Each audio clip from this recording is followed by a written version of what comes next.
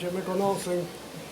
Vamos a tener las teorías con ustedes los días lunes a esta hora. Hoy día vamos a empezar haciendo la parte de cardiovascular. Son dos clases, vamos a hacer hoy día corazón, la siguiente semana vamos a hacer la parte de vasos sanguíneos. ¿Ya? Ay, ustedes han estado en la inducción, va a haber algunos cambios en el examen sobre todo, ¿ya? Creo que también han cambiado un poco los porcentajes. El examen teórico va a ser un examen integrado. ¿Qué significa integrado? Significa que una sola pregunta, por su caso clínico, va a tener, para que usted responda desde el punto de vista anatómico, fisiológico, histológico. Entonces son preguntas abiertas que ustedes tienen que desarrollar, escribir. Algunas van a ser cerradas, o sea, van a ser de opción múltiple para que solamente marque. No recuerdo si han dicho 20 o 30 preguntas que van a durar solamente 40 minutos. El examen final va a ser creo que de 40 preguntas y va a ser de todo el curso. No son cancelatorios, nada es cancelatorio por si acaso, ¿no? Nada es cancelatorio. Ni los post-test, ni el examen práctico, nada es cancelatorio. Ese examen final tiene más valor, ¿no? Más valor, creo que es el 20%, el 16%, no sé. Y va a durar una hora, son 40 preguntas, va a durar una hora. Entonces yo voy a pasar la asistencia, después vamos a elegir los delegados, ¿ya? Primero voluntariamente.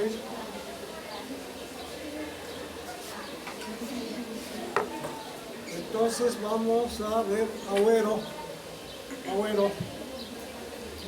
Alarcón, Angulo, Presente. Barrera, Camila, ¿dónde está? Bernaola, Caldas, Chávez, Chupimbalqui,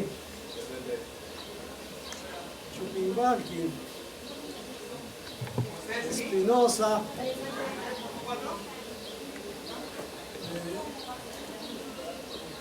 Farfoni, Caruso, Heredia, Guapaya, Humber, López. ¿Ah? ¿Está bien, López? Rosada, Martínez, Medina, Menéndez, Mesía, Miranda, Morán, Mozo, Ceruso, ¿no? Sí, presente.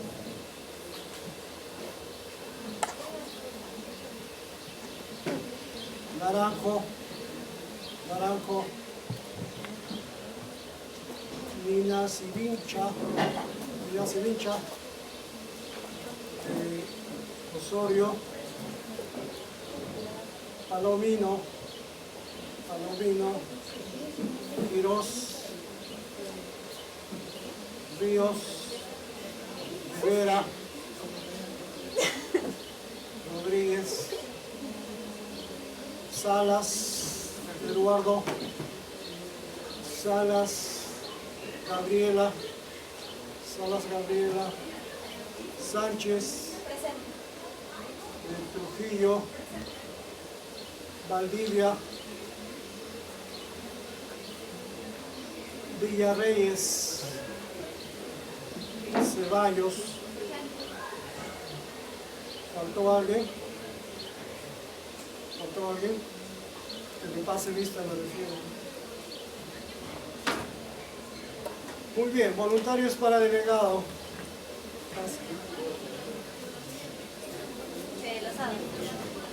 Lozada, Chávez Oliveira. Lozada, delegada. Y atrás alguien levantó la mano. Atrás. Ya, Chuquimbancha.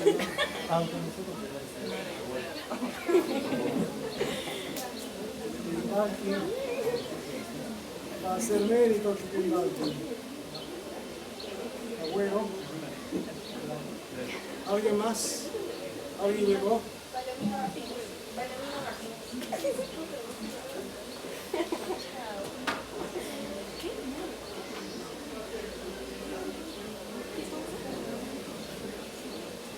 ¿Es tu apellido? ¿Me dijiste tu primer apellido? Palomino. Listo. Entonces ya tenemos delegados. ¿Cuál? ¿Apellido? ¿Valdivia?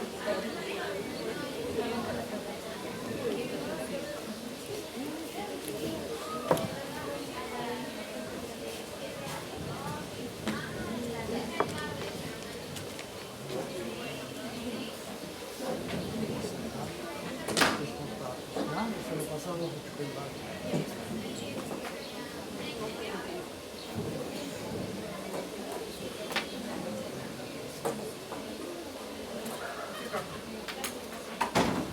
Muy bien, jóvenes, entonces empezamos ya la clase.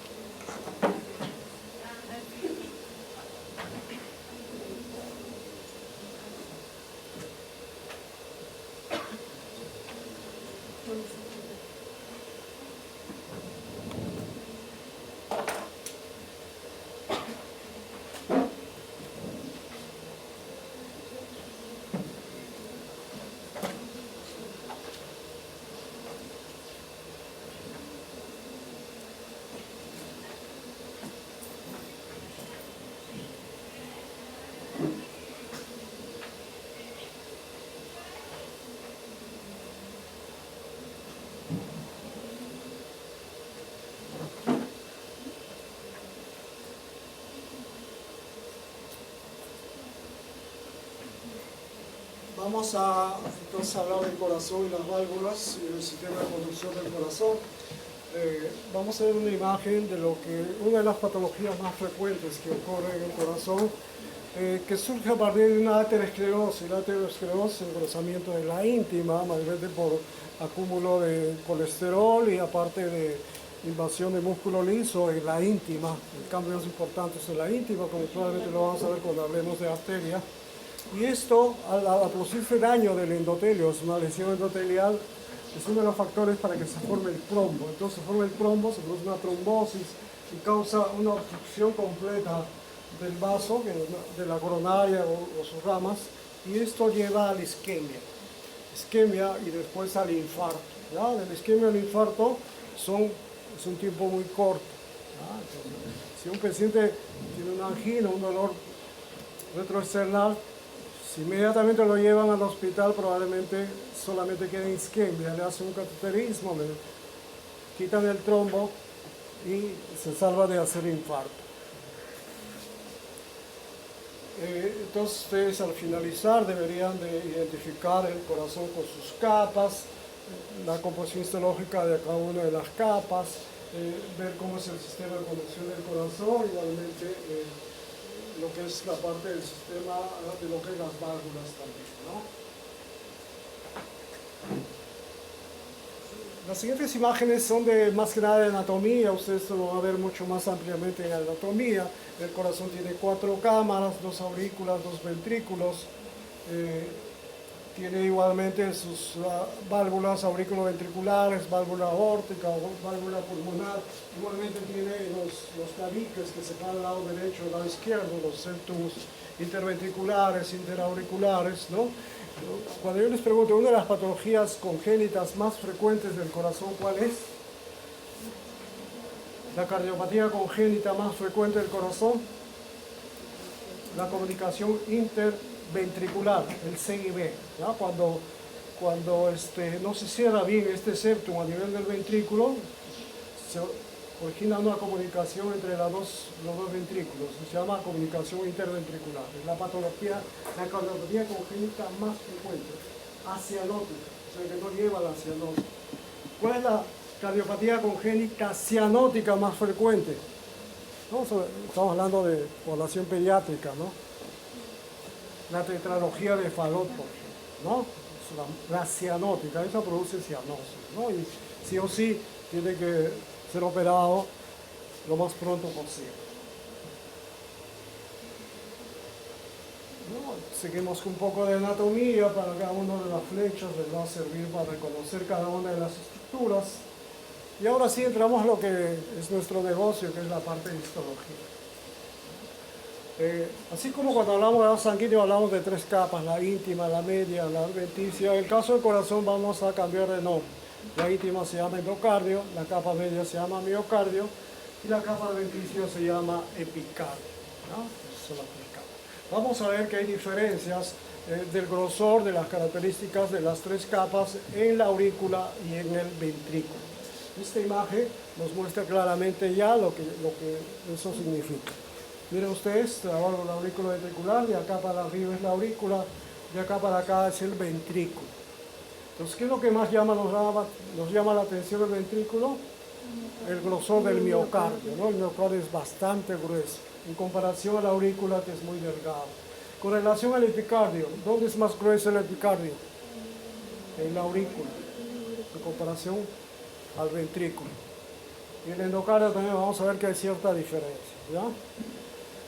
Muy bien, esto es lo mismo, nos muestra acá el endocardio y el miocardio, el epicardio casi no lo vemos acá, ¿ya? Entonces vamos a hablar de cada una de las capas. Empezamos hablando del epicardio. Es una coloración especial que se llama tricrónica de Mallory, ¿no? Para donde el tejido muscular se tiñe de rojo y el tejido conectivo se tiñe de azul.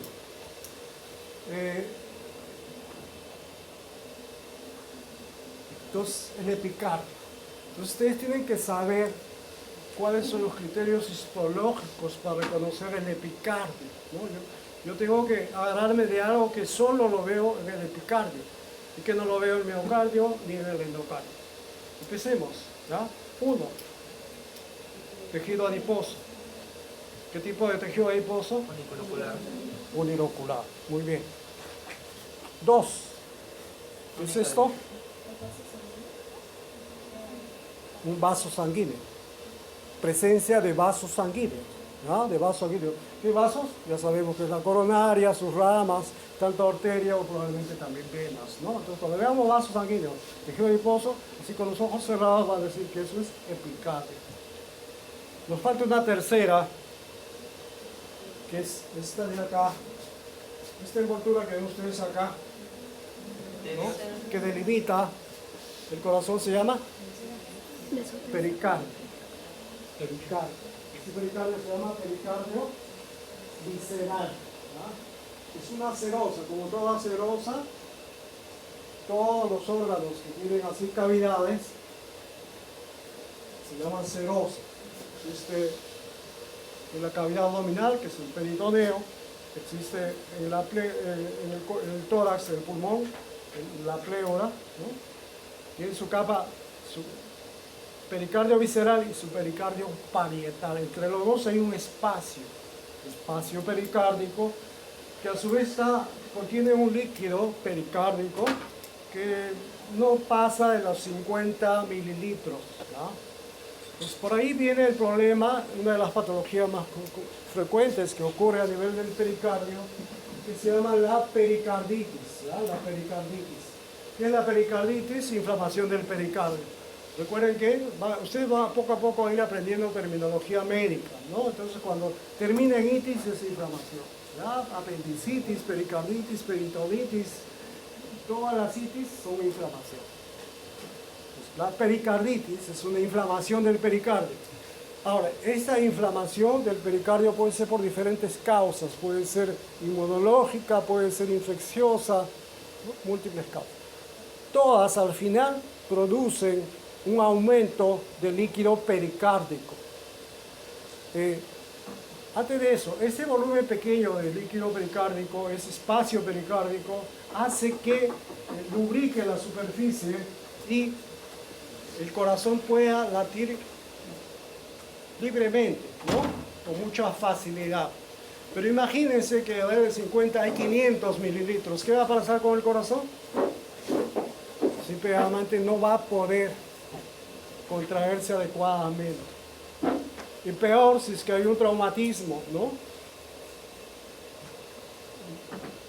Un puñal, un balazo que perfora el pericardio, se llena de sangre, un montón de sangre en la cavidad pericárdica, y eso produce lo que se llama el taponamiento cardíaco. El taponamiento cardíaco es una emergencia médica, quirúrgica. Lo que tienen que hacer en un principio es agarrar una jeringa grande con una aguja larga, perforar y aspirar toda la sangre para que el corazón pueda latir, porque si no el corazón no se va a poder mover. Por eso se llama taponamiento, ¿no? Ese sangrado tapa el corazón.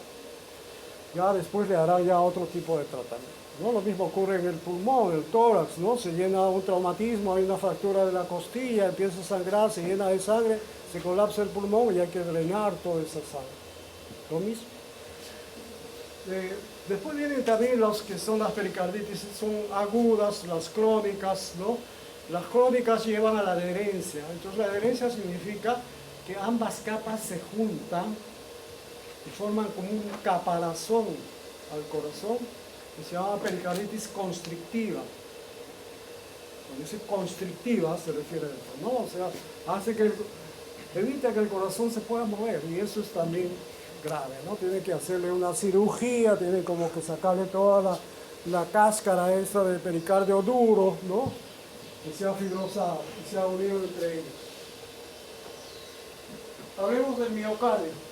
Ustedes cuando han hecho la parte de locomotora, les han hablado de músculo cardíaco y han visto que tiene ciertas características que lo vamos a mostrar a continuación, pero había tres tipos de músculo cardíaco. Una que abunda en el ventrículo, que se llama cardiocitos contráctiles, como dice su nombre, tiene más función contráctil. Unos cardiocitos mioendocrinos que predominan en la aurícula, y los cardiocitos nodales que los vemos en el sistema de conducción del corazón. O sea, estos cardiocitos forman lo que se llama el nódulo sinusal, el nódulo auriculoventricular, las ramas de las de His y la fibra de Purkinje. Este es el cardiocito contráctil, el corte longitudinal. Entonces recuerden un poquito lo que vieron en lo que es locomotor, con las características histológicas del músculo cardíaco, ¿no? ¿Cuáles son? En cuanto a su disposición, se ramifica, se anastomosa. ¿Cuántos núcleos tiene? Además, dos núcleos, ¿no es cierto? Tiene igual estriaciones transversales, tiene miofirillas y tiene algo muy característico, estas rayitas que vemos acá, los discos intercalares o intercalados. ¿Qué son los discos intercalados? Son las uniones que existen entre una célula y otra célula, ¿no? Entonces, acá vemos que puede haber hasta tres tipos de uniones, ¿no? Pero de lo que quiero que ustedes recuerden de los discos intercalados es de una unión que se llama uniones comunicantes, uniones de intersticio, uniones estrechas, uniones gap, nexus, cualquiera de esos nombres que les pueden haber dicho ustedes, cuya función es, en el caso de la célula muscular, es de transmitir el impulso, la contracción de una célula a la otra célula. ¿Ya? Esa es la función más importante. El mecanismo, cómo se transmite la contracción de una célula a otra célula, es a través de las uniones gap, de las uniones comunicantes. Este es el músculo auricular, es un músculo mucho más pequeño, ¿no? Vamos a ver en la microscopía electrónica que tiene unos gránulos que contienen una hormona que se llama la cardionatrina o factor natriurético atrial, ¿ya? Entonces, esa es la importancia que tienen estos cardiocitos mioendocrinos que predominan en la aurícula. ¿Cuál es la función de esta hormona? Cuando dice natriuresis, Quiere decir que se pierde sodio por la orina y pasivamente se pierde agua. Entonces, al perderse sodio y agua por la orina, ¿qué pasa con el volumen plasmático? Disminuye. ¿Qué pasa con el gasto cardíaco? Disminuye. Disminuye. ¿Qué pasa con la presión arterial? Disminuye. Por lo tanto, en conclusión, ¿qué es lo que hace la cardionatrina? Bajar la presión arterial. Bajar la presión arterial. Entonces, ¿cuál es el estímulo para que se libere cardionatrina? La hipervolemia, el aumento del volumen plasmático, o la dilatación de la aurícula. ¿Ya? O la dilatación. Entonces, si nos protege de la hipertensión arterial, nos protege también de las consecuencias de la hipertensión arterial. ¿Cuál? La insuficiencia cardíaca. ¿Ya? La insuficiencia cardíaca. Entonces, recuerden bien, esta hormona es muy importante, ¿no? No se habla mucho de esta hormona, tampoco no hay algo sintético, ¿no? Muy bien. Entonces, el miocardio ventricular es al contrario, son músculos bastante grandes, ¿no? Que principalmente son de tipo contráctil. Por ahí podemos encontrar pigmentos de lipofuscina, estas manchitas amarillentas que vemos por ahí, de pigmento de lipofuscina, que es el pigmento del envejecimiento. Empecemos hablando de otra patología, que es el infarto agudo del miocardio, ¿no? Ya hemos visto al principio la causa más importante de la aterosclerosis y la formación de trombos que obstruyen la luz de las arterias y que al principio producen isquemia y después producen infarto. Los cambios son graduales. Recuerden que toda patología, los cambios primero son ultraestructurales, son bioquímicos y después ya son morfológicos, histológicos. Entonces, cuando vemos esto, este es el primer día. Este es el primer día de un infarto. O sea, ya hay necrosis. ¿No? Necrosis. De acá para acá es normal, de acá para acá es ya necrosis, fibras necróticas. ¿Cuál es la diferencia? ¿Se nota la diferencia? Este es lo normal y este es lo patológico. Las fibras son más delgadas, ondulantes, miren ustedes. Son más acidófilas, más eosinofílicas. Ya no hay núcleo. Esa es la necrosis de la fibra. ¿Ya? Pasa 2-3 días más, a esta necrosis se le agrega polimorfonucleares, ¿no? Neutrófilos. Inflamación. Es la fase inflamatoria. Y esto para recordarles la diferencia que existe entre necrosis y apoptosis. Los dos son muerte celular, en los dos muere la célula. Pero ¿cómo diferencio apoptosis de necrosis? Por la inflamación. En una hay inflamación y en la otra no hay inflamación. Es la manera más sencilla de diferenciar una pelota. Después viene la aparición de macrófagos que empiezan a fagocitar todos los restos celulares. ¿Ya? Después viene lo que se llama el tejido de granulación. El tejido de granulación consiste en que los fibroblastos empiezan a producir colágeno, ¿no? Y neovasos, y toda esa zona donde estuvo el infarto se va a llenar de fibrosis, de una cicatriz. ¿Debido a qué? Debido a que el músculo cardíaco no se regenera, no tiene capacidad de regeneración. Recuerden que los tres músculos tienen algunos cambios, algunas características. El músculo cardíaco se puede hipertrofiar, se puede atrofiar, pero no se puede regenerar. El músculo esquelético se puede hipertrofiar, se puede atrofiar, pero sí puede regenerarse. ¿A partir de qué célula? Las células satélites. El músculo liso es la única que tiene la capacidad de crecer, hipertrofiarse y de hiperplasia. Hiperplasia significa porque tiene la capacidad de dividirse. ¿Ya? Puede dividirse. Es la única célula que tiene esa capacidad. Bueno, pasamos al endocardio. El endocardio es igual que la íntima de los vasos sanguíneos, es decir, tiene una capa de células endoteliales, debajo tiene un tejido conectivo laxo que se llama tejido subendotelial, y después vendría una capa que se llama subendocardio. El subendocardio sería como la tercera capa del endocardio, que mayormente lo vemos en el ventrículo, ¿no? El ventrículo. Y después vamos a ver que en esa capa subendocárdica vamos a encontrar las fibras de Purkinje. Está entre el endocardio y el miocardio, ¿no? Acá vemos un poquito de lo que es el endocardio. Y acá podemos diferenciar el grosor del endocardio del ventrículo y en la aurícula. Es mucho más grueso en la aurícula, mucho más delgado en el ventrículo. Con otras coloraciones especiales igualmente, ¿no? Con relación a la fibra de Purkinje que nos encontramos entre el endocardio y el miocardio, en el subendocardio. ¿Qué es una fibra cardíaca? Forma parte del sistema de conducción del corazón. Es un músculo cardíaco que ha sufrido modificaciones. ¿En qué consisten las modificaciones? ¿Ya? El músculo cardíaco normalmente son fibras largas. La fibra de Purkinje se hace más cortas. Las fibras cardíacas tienen un grosor, un diámetro como de 10 micras. Estas se hacen mucho más gordas, más ensanchadas. Segunda, tercera característica, el núcleo es redondo, de posición central, y alrededor del núcleo aparece un halo claro, ¿ya? Un halo claro, como estamos viendo acá.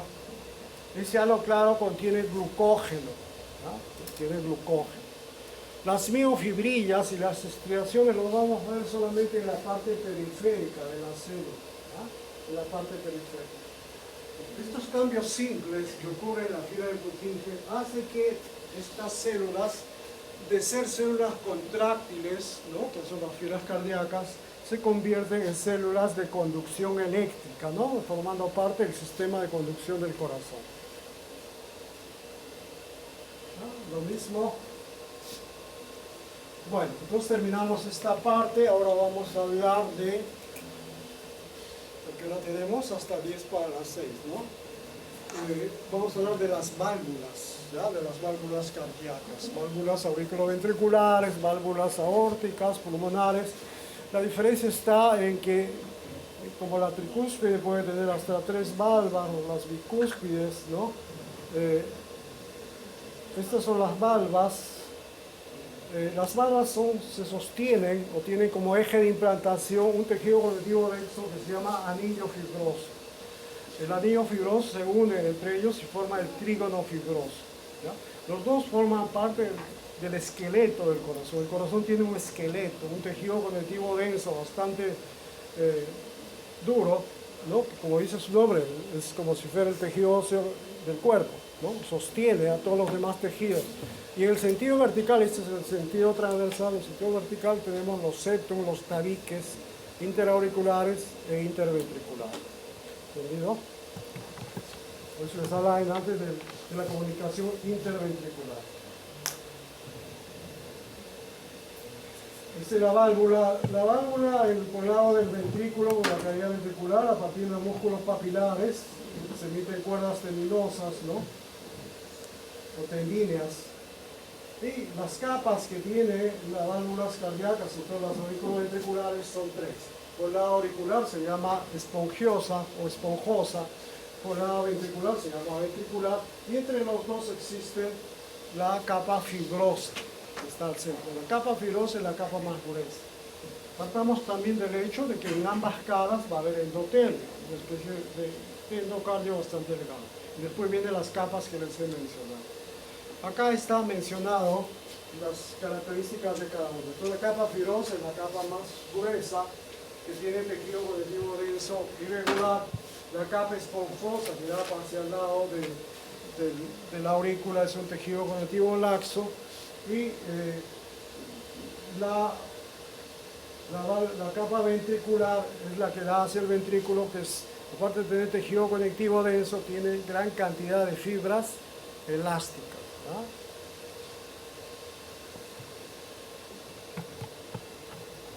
Lo mismo, igual. Los músculos papilares son proyecciones del músculo cardíaco hacia la luz de los ventrículos que a su vez dan origen a las cuerdas tendinas que se unen a las válvulas. ¿Ya? El caso de los ventrículos se llama músculos papilares y el caso de la aurícula se llama músculos pectíneos. Una patología frecuente también son las endocarditis, ¿ya? Entonces las itis, inflamación del endocardio, sobre todo el endocardio que tapiza las válvulas, ¿ya? Las válvulas. Entonces, esta es una patología, incluso algunas veces son inmunológicas, como ocurre en la fiebre reumática, y también pueden ser infecciosas, ¿ya? Infecciosas. El riesgo es que se forman una especie de vegetaciones, ¿no? De proliferación y estos se desprenden y forman, se disparan y salen como émbolos sépticos, ¿no? Pasando la infección a otros lugares. Es uno de los grandes riesgos de las endocarditis infecciosas. Miren ustedes, estas son las vegetaciones, las verrugas que aparecen en las válvulas. Por supuesto, esto después se va a poner, se va a filtrar mucho más, se va a poner mucho más duro, se va a calcificar y definitivamente va a dificultar el funcionamiento de las válvulas, ¿no? Puede producir estenosis o insuficiencia, dependiendo de dónde está el daño. Finalmente, el sistema de conducción del corazón, el nódulo sinusal, el nódulo auriculoventricular, las ramas de las de His y la fibra de Purkinje, ¿no? Esta es la secuencia a partir del nódulo sinusal, auriculoventricular, las de His y la fibra de Purkinje, ¿ya? Cuando surge todo el impulso cardíaco, la contracción a partir del nódulo sinusal, es el ritmo sinusal. Ustedes en fisiología lo van a saber. Y cuando ven el electrocardiograma, la aparición de ondas P, todo eso nos dice que todo el ritmo cardíaco está partiendo del nódulo sinusal, ¿no? Entonces, cuando no ocurre así, y la frecuencia cardíaca igualmente va a ser esa, ¿no? Entonces, cuando cambia la frecuencia cardíaca, probablemente haya problemas con relación de dónde está surgiendo la conducción del impulso cardíaco, ¿no? Nuevamente un poco de la fibra de Purkinje, ¿no? Ya hemos hablado de eso. Y esto es lo que encontramos en los nódulos, en lo que es en las ramas del His. Recuerde que hablábamos de un tercer tipo de cardiocito, que son los cardiocitos nodales, ¿no? ¿Cuál sería la característica, la diferencia? Que son fibras mucho más delgadas, rodeadas de tejido conectivo. Es lo mismo. Esta es la aplicación clínica de fibrilación articular, pero este es más poco para fisiología. Ustedes en fisiología van a aprender a leer un electrocardiograma. Y cuando ven esto, la ausencia de lo que es las ondas P, ese corazón está fibrilando, en fibrilación auricular. Recuerden que es diferente una fibrilación ventricular, eso es algo muy grave, ¿no? Lo que yo les voy a decir es que las consecuencias de una fibrilación auricular desde el punto de vista histológico, anatómico, ¿qué es lo que ocurre? El corazón late muy así como si estuviera vibrando nada más, no son contracciones muy fuertes que tiene la aurícula, y hace eso que la sangre se forme como un remolino, no circule adecuadamente en la cavidad auricular, y eso hace que sea propenso que se forme émbolos, o trombos que se desprenden y se forman émbolos que van a ir al cerebro y van a producir infarto cerebral. Ese es el riesgo de la fibrilación auricular. Las personas a cierta edad, casi todos, tienen algo de fibrilación auricular y de por vida tienen que tomar, o sea, la fibrilación auricular a frecuencia muy elevada, el riesgo es ese, pero si la frecuencia es baja, no hay riesgo. Para eso hay que tomar también medicación, y aparte hay que tomar anticoagulantes para prevenir la formación de los coágulos, de los trombos, de los émbolos, ¿no? Eso es de por vida, toda la vida se tiene que tomar. Preferible prevenir a que después surja un problema de infarto cerebral y infarto cerebral masivo, pues ya ahí queda, ¿no? Muy bien, jóvenes, con eso terminamos. Esto es un poco de lo que es la aplicación. ponerle los nombres a cada una de las capas. Igual acá, ¿no? Recuerden que esto que es el epicardio. Un poco acá dice integremos aprendido, pero en realidad estas son imágenes de ecocardio, de tomografía, de ecocardio y la bibliografía. Hemos terminado temprano, ¿no?